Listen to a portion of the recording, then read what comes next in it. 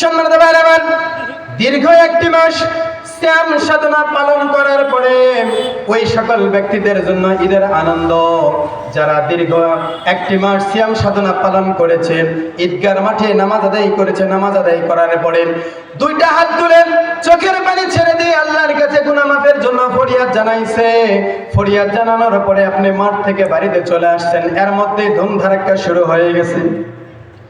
আমাদের জয়পুরহাটের বুকে যেখানে তিনটি কামেল মাদ্রাসা, এই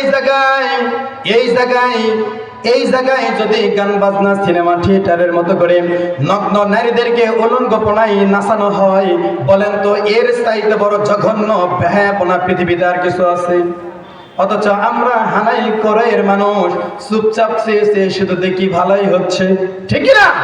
এ ব্যাপারে আমাদের পদক্ষেপ নেওয়া দরকার, কারণ এইটা উলিয়ার দেশ, এইটা কোনো নর্তকীর জন্য দেশ নয়, ঠিক কিনা মুসলমান?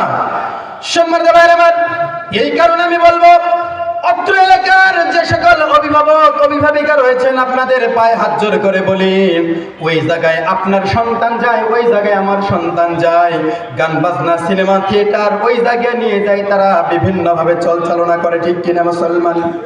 আমি মনে করি ব্যবসা করা হালাল, কিন্তু ব্যবসা আপনি করবেন হালাল পন্থায়, হারাম পন্থায় ব্যবসা করে ওই ব্যবসার মধ্যে উন্নতি যদি দুনিয়ার বুকে হয়, আমি আপনাকে বারবার বলতে চাই, ওই টাকা দ্বারা আপনার এমন দিক দিয়ে চলে যাবে আপনি চিন্তা করতে পারবেন না, ঠিক কিনা মুসলমান?